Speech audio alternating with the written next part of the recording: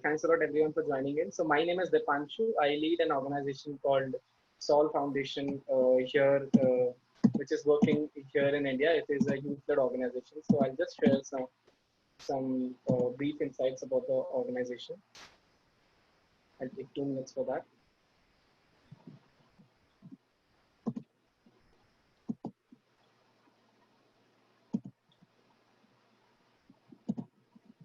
So I hope my screen is visible to all.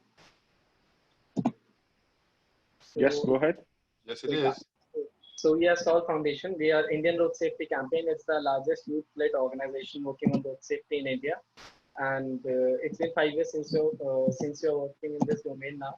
And the reason why we started is because some of our classmates and fellow students met with a road accident in the year 2014. And in that tragic accident, four students actually lost their lives. So that's how we started our journey. And starting from a discussion to an awareness discussion, now we are here as an organization. We established ourselves as a youth-led organization working pan-India. And major pillar that our organization has is technology, collaboration, and youth. And we have been working with the support of central government and state government agencies, and we are trying to work on all the aspects of road safety. And majorly, we are working on policy advocacy and awareness. And we are working with the support of our diverse board of advisory. And because we are just a group of 40,000 young individuals here in India who are working for the cause, we started as a team of 5 people, but now there are more than 40,000 people who are working with us. And these all are young students based out of various institutions. And we also have a diverse board of advisory, which consists of people from various academic institutions and bureaucracy and UN organizations as well. So they are the ones who keep on guiding us as in what needs to be done. And Deepak sir is here. He's also one of the board of advisor. Then Girikumar sir is also here. He's also board of advisor. Ivy Rao sir is also a board of advisor to us. And then when we started working in 2015, we started with awareness, but now we have been working on infrastructural side of road safety. We have been working on awareness and legal side of road safety. So all in all, we have been working with the support of young individuals only to promote safety in India. And we have been working with the support of World Health Organization. We have done 7 projects with WHO. We have done project with Minister of Road Transport and Highways, and here 5 ministers in India. And we have also been able to work with state governments. And here in India, we are almost present in 58 cities and 18 states. We are a team of 5,800 individuals who are working day in, day out, and we have mobilized more than 40,000 volunteers.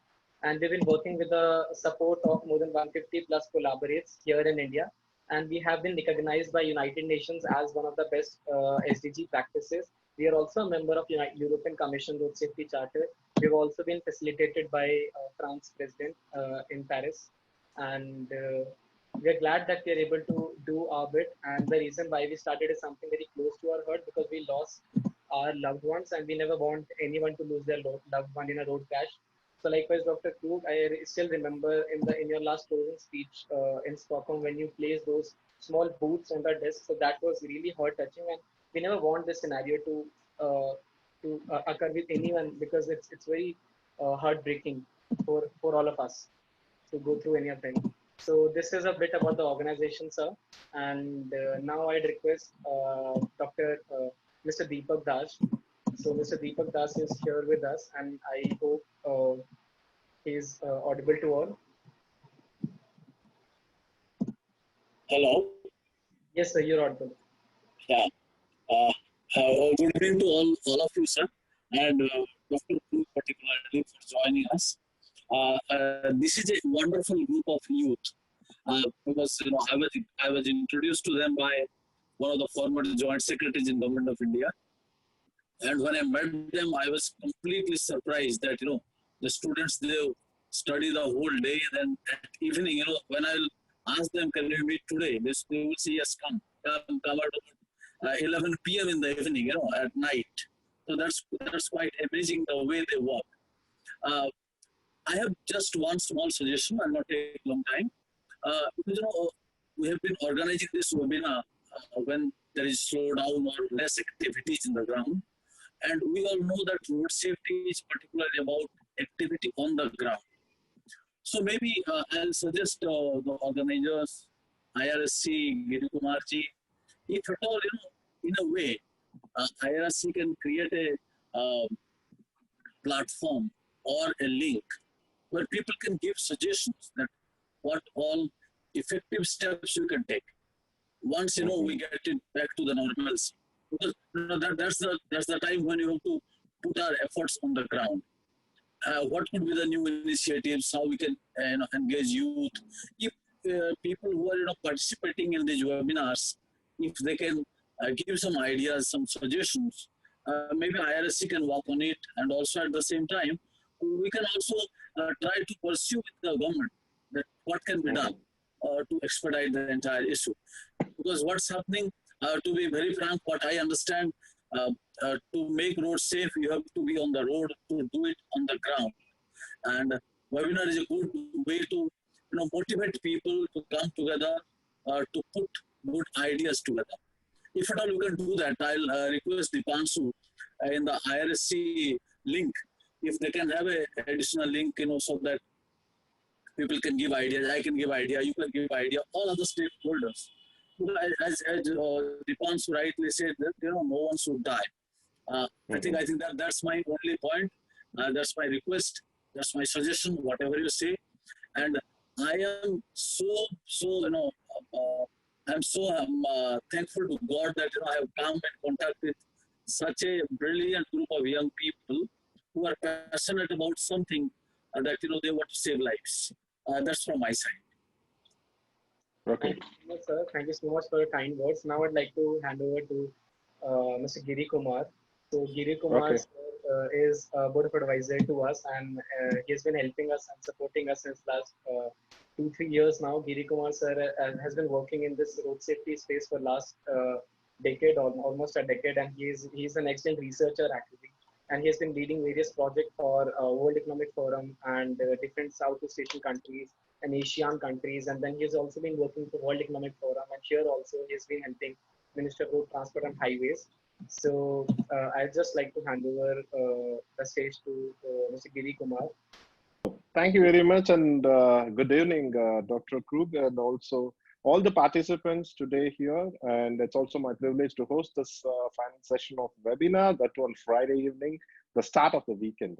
So without much ado, I'll just directly get into our chief guest introduction today. Dr. Etienne Krug has been a leader for event injury prevention for many years, especially known for his efforts road traffic injury preventions. He is appointed in 2000 as a first WHO Director, WHO Department of Violence and Injury Prevention, his strategic vision and key placing of road safety in global public health and development agenda.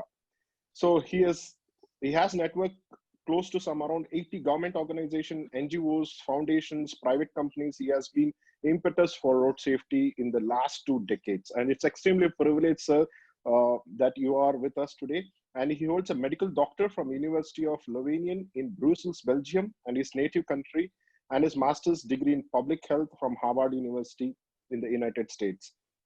So he's been currently working with policies, funding, management, partnership, international organization committee, and the World Conference. And I got an introduction from Dipanshu that you have been organizing this World Conference in Stockholm in Sweden, and he was very impressed with your thoughts, and also that we were trying to get you on board to get us some information about the road safety and the vision of 50 by 30. So now with this, I would like to welcome you and also all the participants here today in this particular webinar. So today we have nearly close to 250 plus, and we have around 600 plus registration going on. And we have participants from NGO, the government organizations, corporates, medical staffs, infrastructure, automobile association manufacturers, component manufacturers, and also the public and also the road users. And we have close to hundreds of road safety youth ambassadors joining in from nearly 30 plus countries in today's special webinar, sir. So I welcome you, all the participants, and also Dr. Krug for this particular webinar. Thank you very much. With this, I would like to just start off the discussion with a short note. nearly 1.35 million road accidents fatally global year, and everyone knows the statistics, and we've been discussing the last 6 to 7 webinars, and nearly 3,700 people are dying, and nearly 3,000, close to 4,000 people are not going to come back home. That's a very, very intense problem. Sir, I was very much impressed with your speech, and I was perplexed to see that you brought a small, tiny pair of shoes, which was worn by around 1 or 2 year kid in the closing remarks of the Stockholm Declaration, and you said these were the shoes used to jump, to skip, to hop, to dance, and now this became a dream. In India, 150,000 of such pair of shoes is being collected every year, and we have 151,000 of fatalities, which is contributing close to around 460,000 accidents in India too. And this constitutes close to 53 accidents per hour and nearly 17 deaths within this particular seminar, what we are trying to do. And with this, I would like to like this particular thing, what you showed with the shoes is really touching for most of the people, and this video has been shown again and again. What is the real root cause for this kind of accidents? How can we prevent this, sir? Well, first of all, I want to say hi to all of you.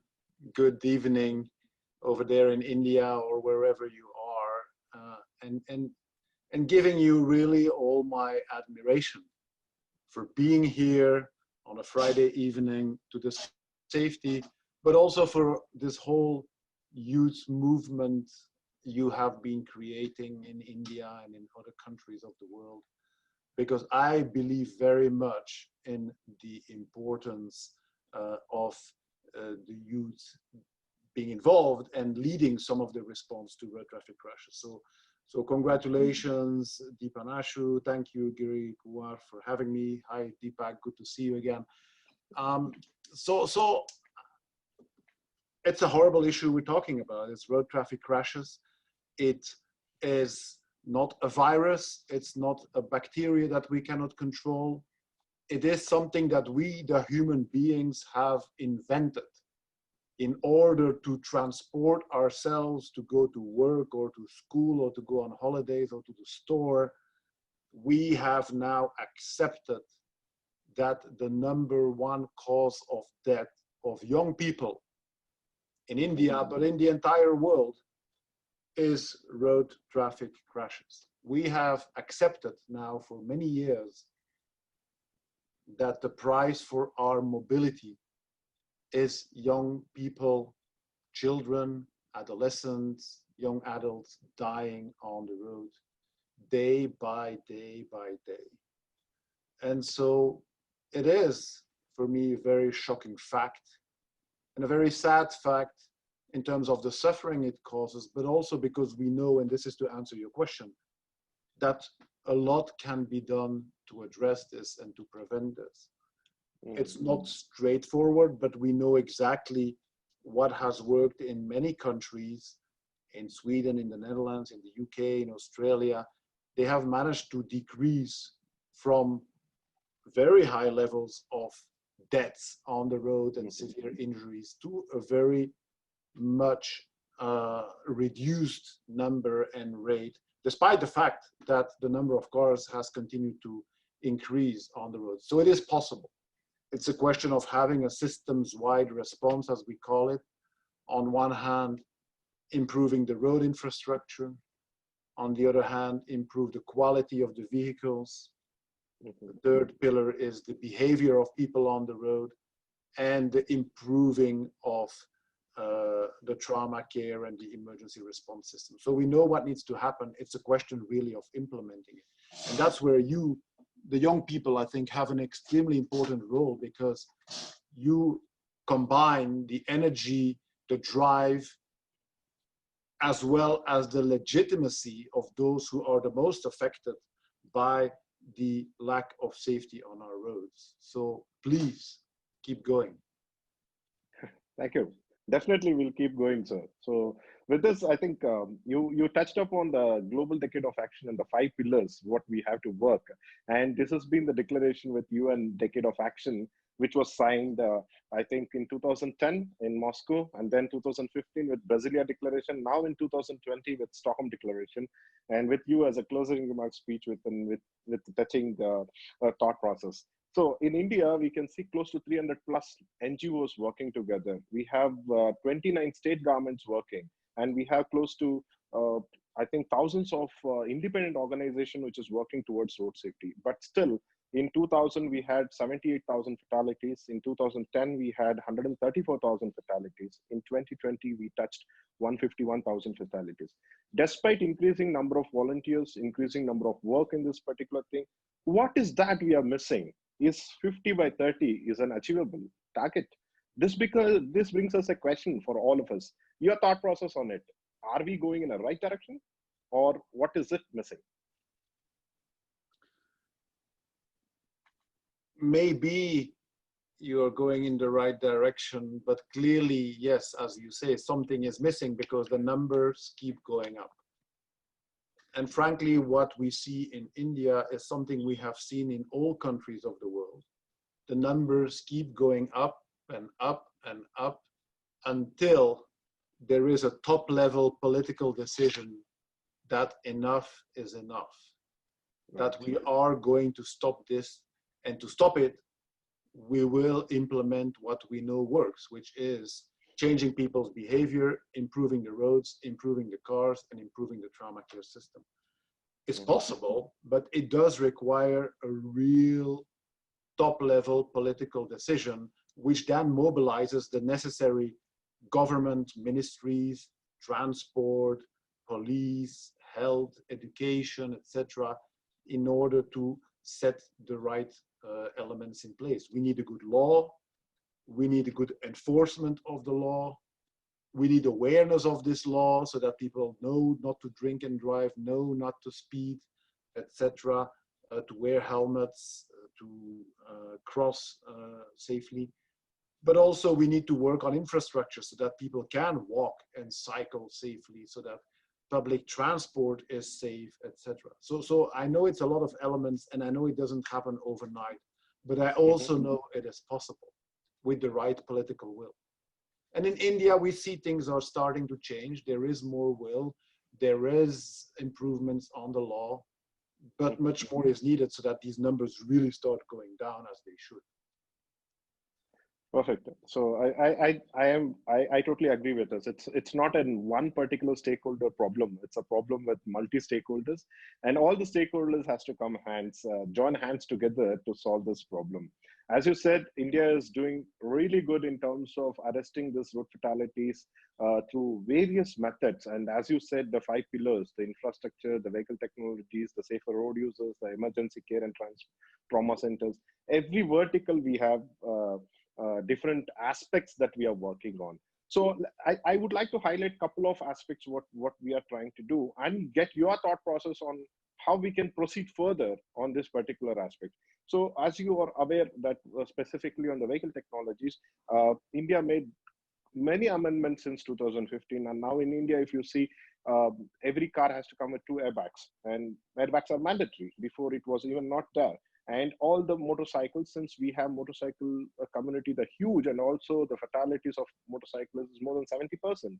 So that contributed high, and we have anti-lock braking systems mandatory for more than 125cc, and less than 125cc, we have CBS mandatory. And all these things has been amended and implemented in less than 5 years, which took close to 20 years in Europe. According to you, do you think all this technology will help? If yes, is there any new technologies that can be brought in order to arrest such kind of a road fatality specific to vehicle technology? And your thoughts on technology that can save lives?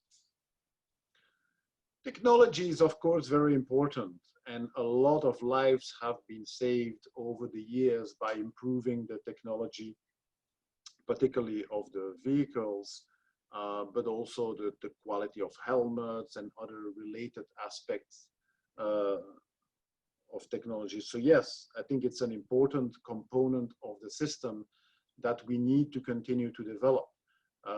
from the more basic things like seat belts and helmets to more complicated, complex things.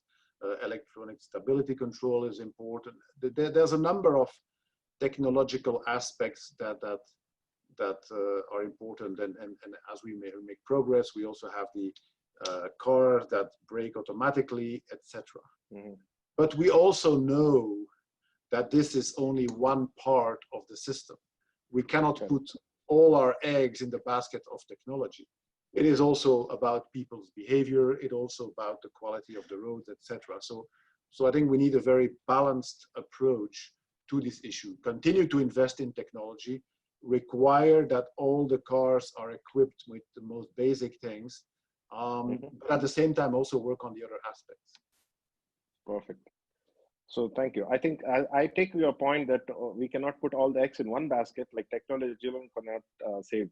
To implement this technology, we need infrastructures. What we are seeing in India is like we have the roads which is being paved. I think we have close to like 5 million kilometers of the road network, which is very well built and of the top quality. But in certain aspects, it lacks scientific design. So the viewability, the curvature, and all these things, the infrastructural aspect is not just popping out as scientifically designed. So do you think scientific design of infrastructure is important for arresting the road fatalities? Yes, of course. Again, we have seen certainly over the years infrastructure being built not taking into account enough scientific design factors and being dangerous because people are obliged to use infrastructure that has not been designed for certain speed or etc. Mm-hmm.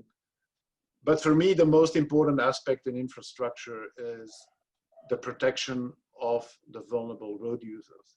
We cannot continue to see infrastructure being developed without promoting safe walking and cycling, allowing people to cross safely, etc.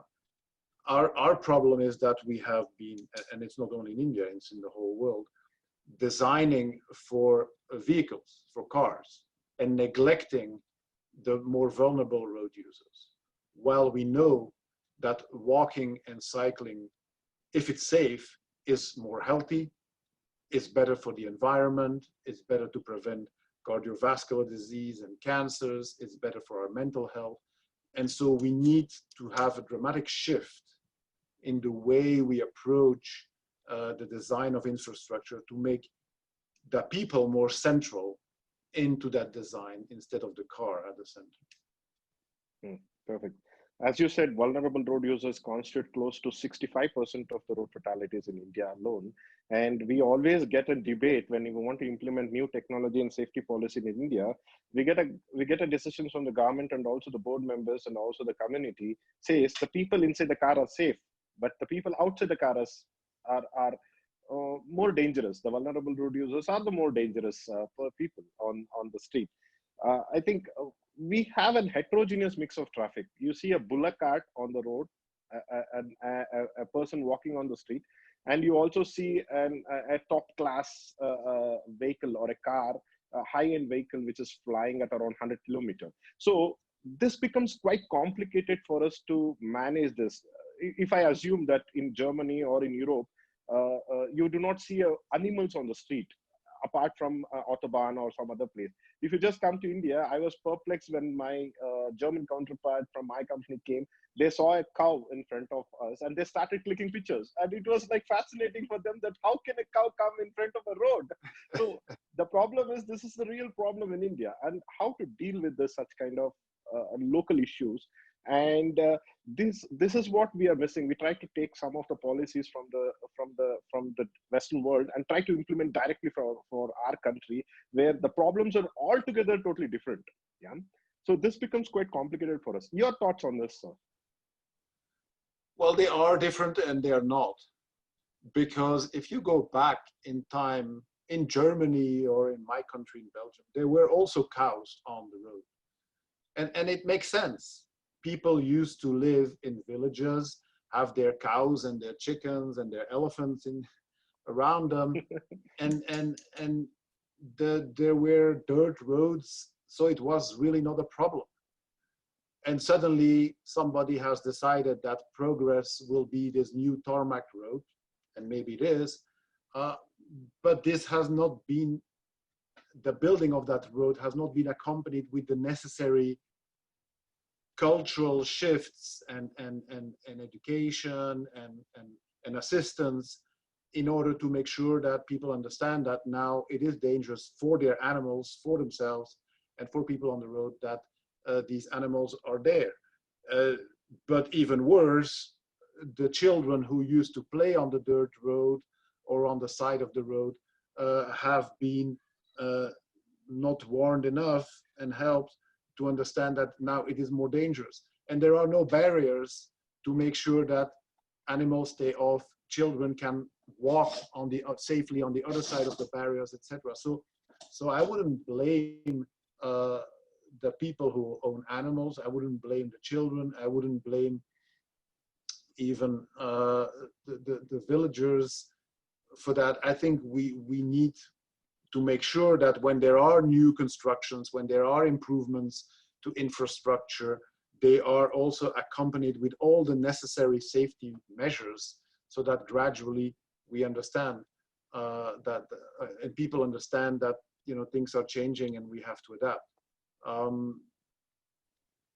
That takes time, but it has taken time in Europe as well, and in the US as well. And we still have sometimes animals on the road. There are deers here, there are foxes, there are all kinds of animals crossing the road. So it is building the infrastructure so that it is safe for us and for the animals. And that, yes, it takes time and money and investment, but it also takes political decision. Yeah, to add a point that we have seen in a couple of developed countries, they made a foot-over bridge where the forest is already grown, so that there's a safe passage for the animals to walk around and also people to walk around at every intervals of time. That gives us a very good thing. So coming to a problem with the pedestrians. Pedestrians are seen in a different perspective in different countries. So and a classic example, when I was crossing a road in Europe, and I see a car which just put a brake and halts 50 meters before me and gives way to the pedestrian, and pedestrians are the foremost important in the European countries. But when I come to India and then try to cross a road, and people will just come and slide and they start screaming at us, why are you standing in the middle of the road? So this becomes quite complex for us, to which area to work and protect pedestrians, whether the pedestrians has to be protected from the vehicle behavior aspect or from the vehicle technology aspect, or by the influencing the pedestrian to have a right way of walk itself. So how do you address these kind of issues? Again, as I said before, I believe a lot in giving more priority to walking and cycling, to the pedestrians and to the cyclists. So we have to go back to promoting that, and to make sure that when we plan our transportation, walking and cycling and public transport is put central and is safe. There is no other future. We cannot continue putting more cars on the street. As we can see, our cities are jammed and our air is too polluted, and it isn't healthy to sit the whole day in a car. So yes, it is a question of education and having people understand that the pedestrians have the right, but it is also about making sure that the infrastructure is adapted to make sure that the pedestrians have a space to walk that is safe, that is elevated and separated from the cars, that there is a place to cross safely, a bridge or an elevated zebra crossing, that there is enforcement of legislation, that cars don't speed, that there is no drinking and driving, in order to protect, again, those who are more vulnerable outside the cars. And then work on the vehicle safety. Bull bars, for example, as we call them, have been extremely dangerous for pedestrians. Having safer fronts of vehicles to make sure that when there is a car, it is not as deadly and as severe when there is a crash than with unsafe infrastructure. So there are a number of things that can be done. Maybe the other part is also when we plan our cities, the design of our cities, to make sure that, you know, we do not have to do everything by car. We can walk because the distances between the homes and the workplaces, the homes and the stores, the homes and the schools are more reasonable, so that people can actually walk and cycle. Again, less cars on the street is better. That's true. ITS, Intelligent Transport Systems or Integrated Transport Systems, is being widely thought about in India. And there are a lot of agencies and also companies which is working on ITS and ITS solutions, which has a communication between the vehicle and the infrastructure, infrastructure to infrastructure to ecosystems. There are various complex grid.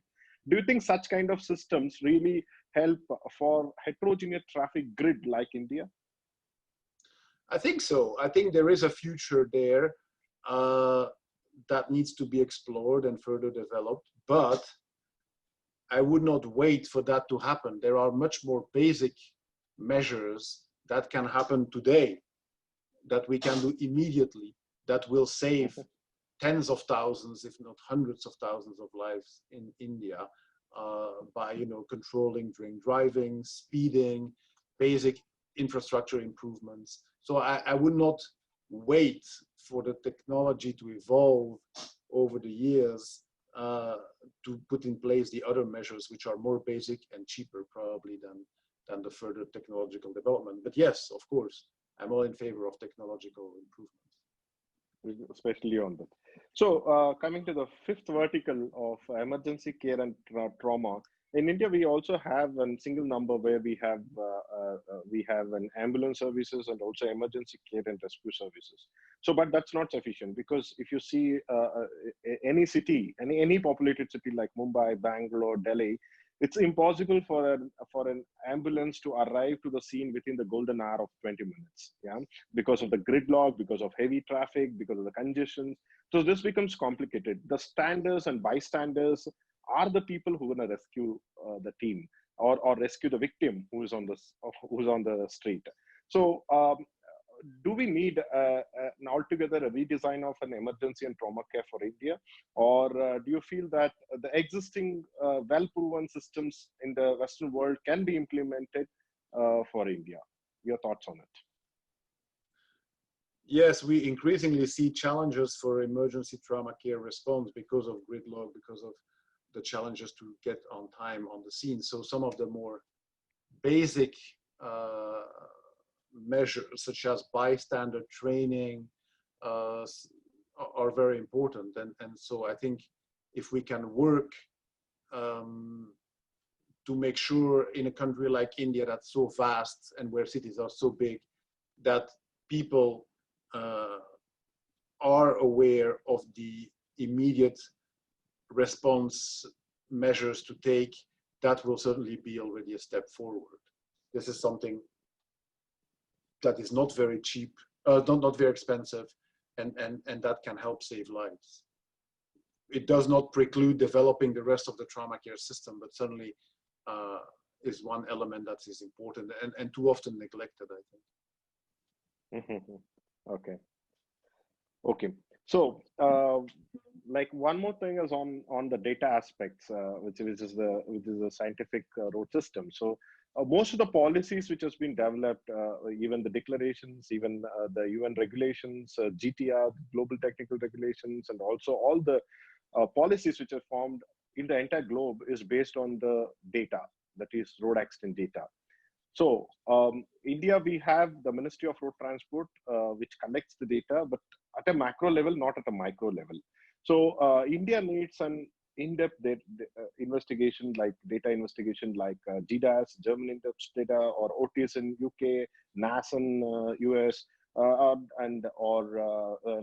even say FAT like in US, kind of other international databases which collects detailed information in a spot analysis, and then try to clearly visualize what is the root cause of an accident and try to get the proceedings and the mitigation plan out of it.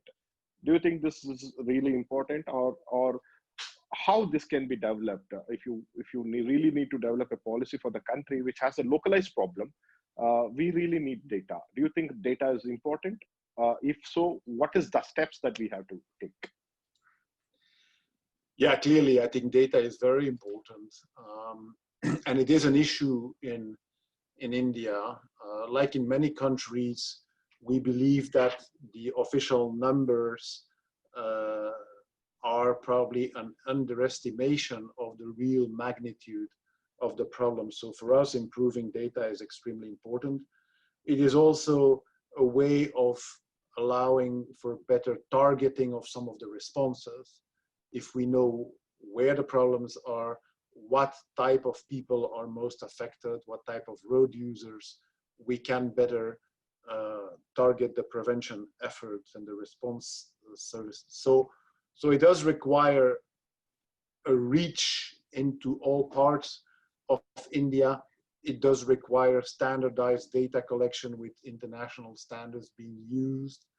It does require transparency. It does require regular reporting back to the public. I believe a lot in have regular information to all road users about what is happening in the country on the road. Are things getting worse? Are things getting better? This should be communicated on a monthly basis, because it does alert people to make more efforts if things are getting worse, but also it encourages those who are making efforts when things are getting better, and they hear my efforts are actually paying off, and because I am not speeding, we are saving lives. So I think we need to invest more in data collection in all countries, but also especially in India.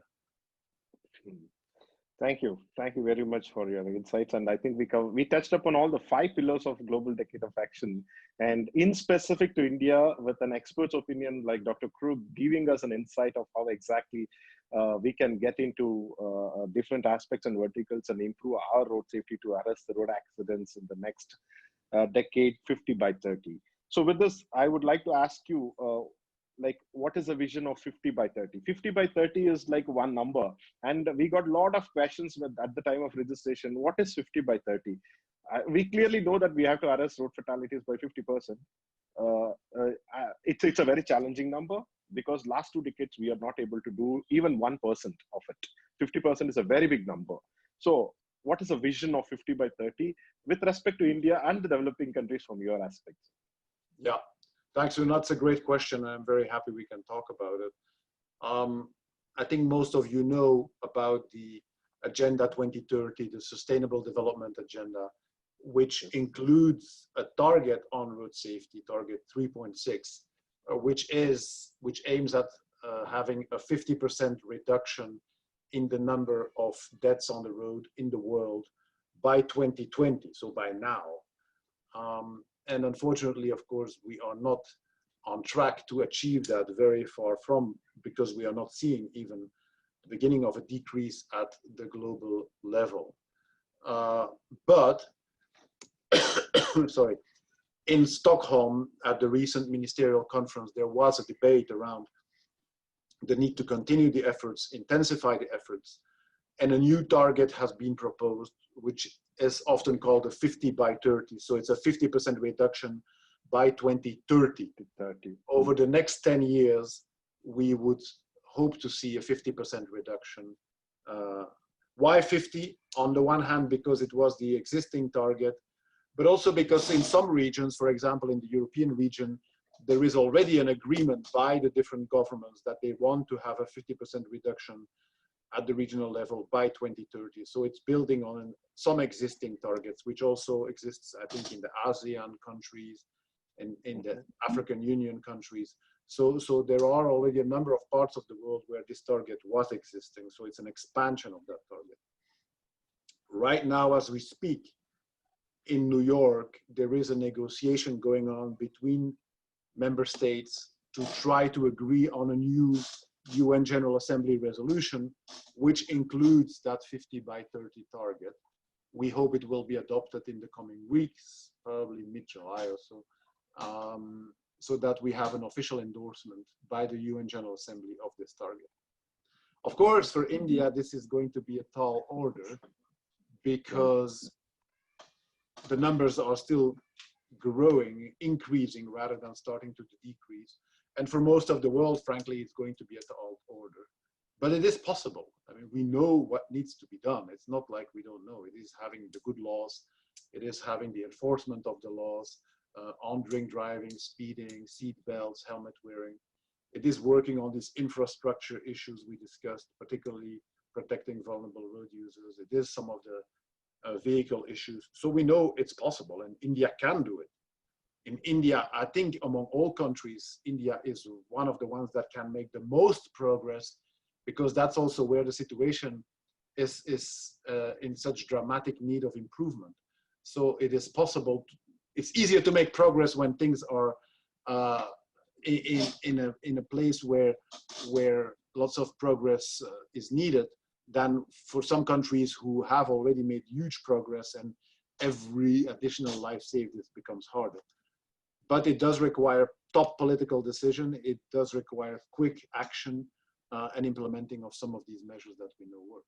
And that's where the young people can play a key role, because I think what has been instrumental in some places is a real demand from the people, a real demand from young people saying enough is enough. We don't want to be anymore the victims of this unsafe transportation system.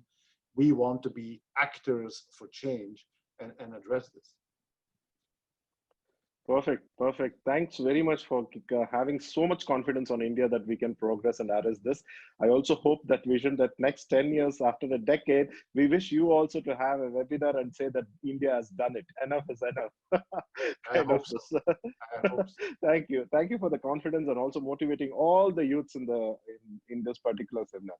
And one lead topic, we got multiple questions on this topic, autonomous vehicles, which is a very challenging thing. So in India, if you see from the report, from the ministry report, you can see nearly 150,000 accidents, 460,000 accidents, and 151,000 fatalities.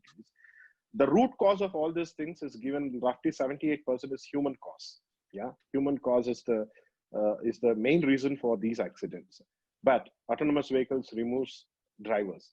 Do you really think it can reduce accidents? And do you have policies and infrastructure in place? And if yes, how such kind of a systems can coexist between the normal road users, the heterogeneous traffic, and including cow and dogs on the streets, and also a vehicle which does not even have a driver? Yes, I do believe that there is a lot of future in the technology that will allow for automated vehicles. But it is going to take time for this technology to be fully developed, rolled out, and for the whole vehicle fleet to be replaced by such vehicles. This could take 30 or 40 years before we penetrate throughout the world, in rural Africa, in rural India, with this new technology. My point is, let's not wait for that technology to be ready and rolled out and the whole vehicle fleet to be changed for this new technology. Let's start by doing what we know works. And during that time, we will continue also developing the technology, improving it, and then gradually replacing the vehicle fleet.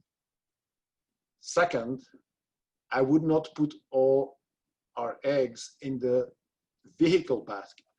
This is not a way to continue moving forward for the entire world. We have a lot of cars on the road, so many that most of our cities are getting jammed, that it takes forever to go from one place to another, particularly at peak hours, that our air is polluted. Let's also think about how we can make public transport safer, how we can make walking and cycling safer, and promote that as well. Thank you. Thanks for giving this. And we are just moving to the last couple of things, because I collated all the questions and answers from the participants and then just putting in front of you today. And the last couple of questions from my side is, like, as the road accident arresting fatality is not a one stakeholder problem, which we started initially, and which has a complex grid of people working from vehicle manufacturers, infrastructure, ITs, police, hospitals, insurance.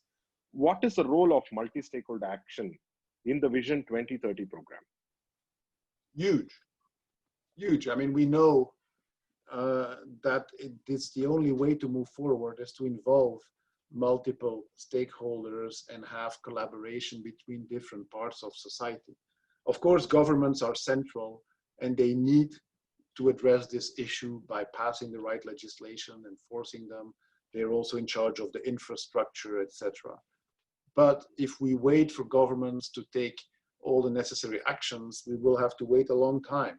We know there are many competing priorities, particularly in the world today that we see. So we need to make sure that other parts of society also play their role. Private sector has a huge role in terms of course, the building of the vehicles, but also just in its fleet safety and promoting alternative ways of getting to work, etc. We also know that civil society groups have huge contributions to make in helping governments set up programs, but also in demanding more safety.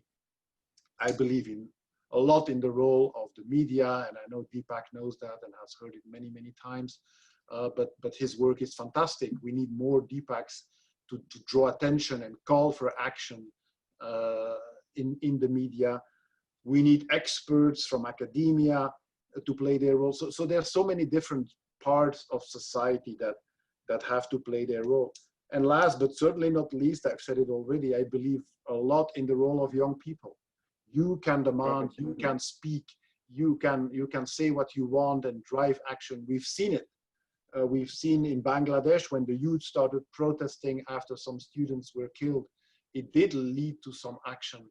We see today, it's on another topic, but how the whole world is mobilized and mainly young people against racism. That's why we supported the youth assembly in Stockholm a few weeks ago, when that yours organized with, and where some of you were there. But of course, the momentum was fantastic, and then got a bit derailed because of COVID. We need to keep that momentum going, and that's why I decided to participate and talk with all of you, because it's so important that the young people understand that we are behind them and that we beg them to speak up and call for action, because we want you to take the lead. Don't wait for the old people to do it. Do it yourself and call for 100% right. 100% right. So youth, I generally always believe that the youthness is not with the gray hairs. Youthness is what you feel inside. So I'm always 16 years young, like I'm 16 years old with 10 years of experience. Like you, revealing the Thank you.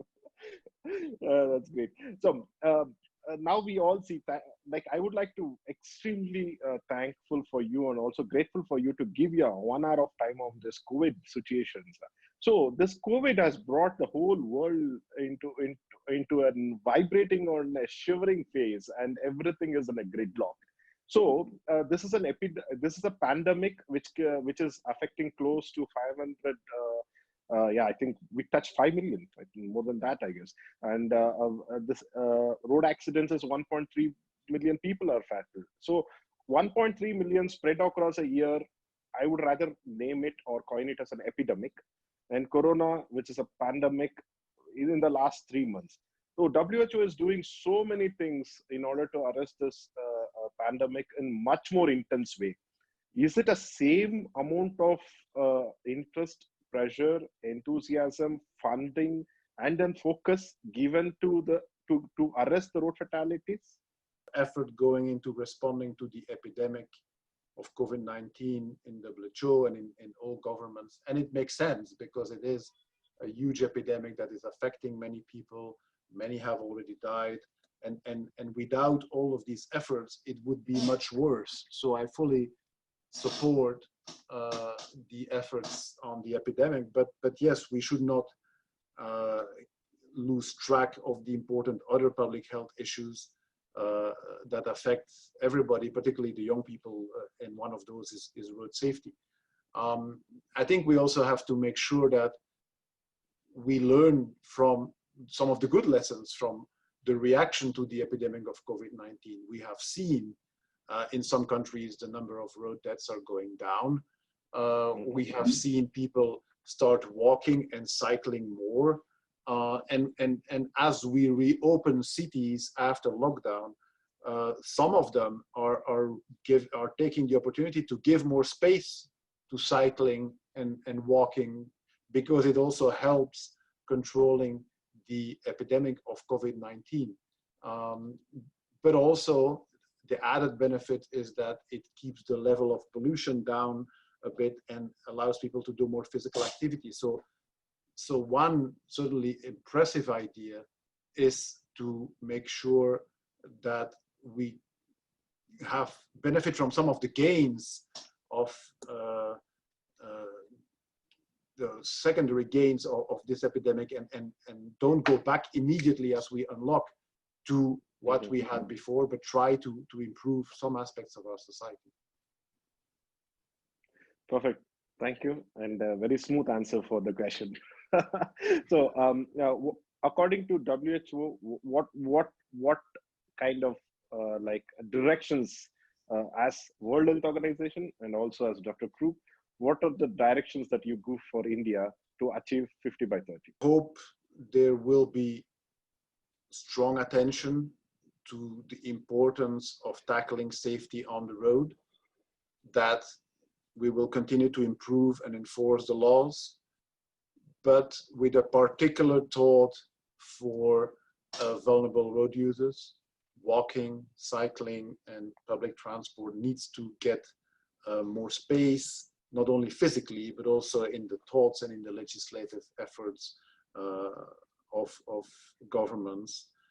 I also hope we will approach the issue from a sustainability angle, which means making sure that we don't promote only transportation by car, but also other means, which is the only way forward.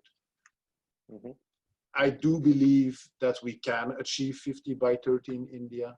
It will require a lot of efforts from government, from private sector, from civil society, from all actors in the country, but it is possible. And we certainly in WHO stand ready to support that.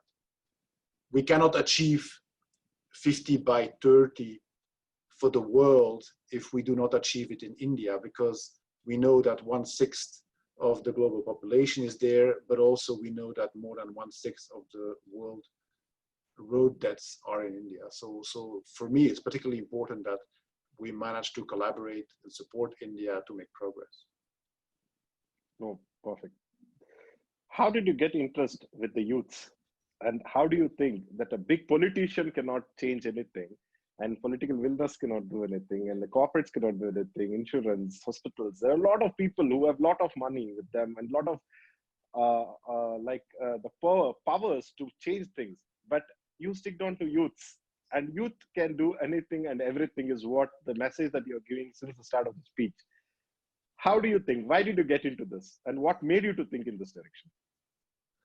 I think it's a no-brainer. I think it's obvious. Young people have a direct interest in this issue. It is their #1 cause of death. Young people want to have fun. Young people want to be safe. Young people want to build a better world for themselves and for the entire society. So they have a direct interest in seeing road safety improve. But also young people are full of energy. They are also very free in their speech and have a lot of creative ideas. They have nothing to lose. They can try out different things much better and much faster than some of us older people. So I think they have all the potential to change things. And many of them have been affected directly. I mean, in my work over the years, I have come in contact with a lot of those who have been victims either directly themselves from a crash or who have lost family members. And they're very often young people who've lost a sibling, who've lost a close friend, who've lost a father, who've lost a mother, or who've lost their own health due to road traffic crashes. And what bigger motivation can one have? So I believe a lot in the young people. And I've seen it, and that's why we helped with the creation of yours, Youth for Road Safety, the global youth organization, and why we work with yours closely on the youth assemblies, on supporting the national level youth associations and programs, because they can help change. Thank you. I can see the support, and we have close to hundreds of ambassadors, road safety ambassadors in this webinar listening to you, and they all get motivated by your speech and they go ahead and shake and move and roll in their countries, in their regions, to really arrest this road fatalities epidemic in the near future. And the final food for thought from your side, what is the message that you would like to give, which has been watched live across the globe for more than 30 countries, a lot of youths and also corporates, and also a lot of people sitting directly in front of you in this busy schedule, sir? I think my message is don't give up. It is very difficult times for the world in terms of the pandemic of COVID-19. We will see more difficult times probably with the economy also being affected by it. It's not only a health issue, it's also an economical issue. There will be competing priorities, but this is an issue which we understand well and for which we have solutions, for which we have created huge momentum. Just before the pandemic, we had a fantastic conference in Stockholm. We had a fantastic youth assembly. Many of you were there. Let's keep fighting. Let's keep the momentum. Let's keep acting, and let's keep developing a safe and sustainable and clean and healthy transportation for all of us. We all want it, and it's possible. It's a question of shouting and screaming and pushing until we have it. So please keep going. You have all my support. Thank you. Thank you very much for your wonderful time with us. And I think definitely all the youth of ambassadors and all the participants is listening to you and all really get motivated. And also, I also personally got motivated from your speech today in this pleasant evening. So definitely a 1 minute of silence, what you made in the Stockholm Declaration, should be the last minute of silence for all the people, because we should always arrest and still the number of pairs of shoes by 2030 should be half. And we believe it will be half, and India can do it. Thanks for your support and keep supporting us. And thank you very much, and have a pleasant weekend. And over to Dipanshu. Thank you. Bye-bye, everybody. Thanks you. Bye. everyone for joining in. Thank you so much. Thank you so much, everyone. And thank you so much, Dr. Krug, for your time. And I really appreciate, because I just wrote to you once and you agreed. And it's really a pleasure to have you with us here. There are people from India, there are people from all 23 countries, there are world youth ambassadors who have joined in. So definitely it's an honor for us, and for an organization like us, which is driven only by youth. So it's really encouraging for us to hear these motivating words from you, that yes, youth has the power, and you are, and people like you are behind us in this journey of creating a safer world. So we are a team of 40,000 individuals here in India. We're trying to scale globally to build this team of more and more youth ambassadors, wherein we can bring in all the people, all the stakeholders, all the experts, mentors, researchers. So in whatever capacity you want, you can join us. And we shared a form in the chat link. We'll also we'll also email you that form. So in whatever capacity you can join us, please join us. Please do support in whatever capacity you can, even if you can volunteer for an hour, or you can support in whatever capacity. We would be really happy to have you with us in our journey, because it's a tough journey, but definitely if we all work together, we can definitely cover it up. So thanks a lot, everyone. With this, I'll just close this session. And again, thanks a lot to Dr. Krug and Mr. Girikumar for hosting the session. And Dr. Krug, we look forward to your continuous support to us, and definitely your motivating words will not let you down this time. Yeah. Speak up, and we'll always speak up for the road safety. Sure. Thank you very much. Please do. Bye-bye. Have a good weekend, everybody. Bye-bye. Thank you. Stay safe. Bye.